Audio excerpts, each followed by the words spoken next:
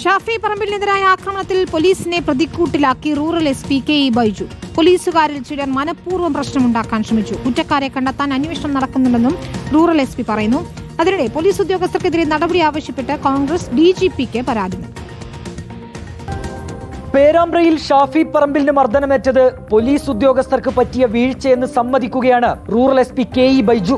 ചില ഉദ്യോഗസ്ഥർ മനഃപൂർവ്വം പ്രശ്നമുണ്ടാക്കാൻ ശ്രമിച്ചു. ലാത്തിയടിയിൽ തന്നെയാണ് MP-ക്ക് പരിക്കേറ്റത്.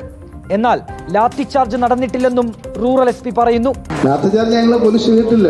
പക്ഷെ ഞങ്ങളുടെ ഉള്ള ചില ആളുകൾ മനഃപൂർവ്വം ഇവിടെ കുഴപ്പമുണ്ടാക്കാൻ വേണ്ടി ശ്രമിച്ചിട്ടുണ്ടെന്ന് ഞങ്ങൾ പിന്നീട് മനസ്സിലാക്കിയിട്ടുണ്ട്. MP-നെ കൂടെ നിന്ന് പോലീസുകാർ പുറകെ നിന്ന് ലാത്തി കൊണ്ട് ഇങ്ങനെ കൂട്ടുന്നൊരു ഉണ്ട്. അതിനുമുമ്പ് ഞങ്ങൾ എല്ലാ വിഷ്വൽസ് നോക്കിയിട്ടാണ് ഞാൻ പറഞ്ഞില്ല, ലാത്തി ചാർജ് ഞങ്ങൾ ചെയ്തിട്ടില്ല. റൂറൽ SP-യുടെ പ്രതികരണത്തോടെ പേരാമ്പ്രയിൽ നടന്നത് പോലീസിന്റെ സ്വാഭാവിക നടപടി എന്ന നിലപാട് സ്വീകരിച്ച CPM നേതൃത്വം വെട്ടിലായി. ചൊവ്വാഴ്ചയാണ് പേരാമ്പ്രയിൽ LDF നിശ്ചയിച്ച രാഷ്ട്രീയ വിശദീകരണ യോഗം നടക്കുക. അതിനിടെ ഷാഫിയെ മർദ്ദിച്ച പോലീസ് ഉദ്യോഗസ്ഥർക്കെതിരെ നടപടി ആവശ്യപ്പെട്ട് കോൺഗ്രസ് DGPക്ക് പരാതി നൽകി. റിപ്പോർട്ടർ, കോഴിക്കോട്.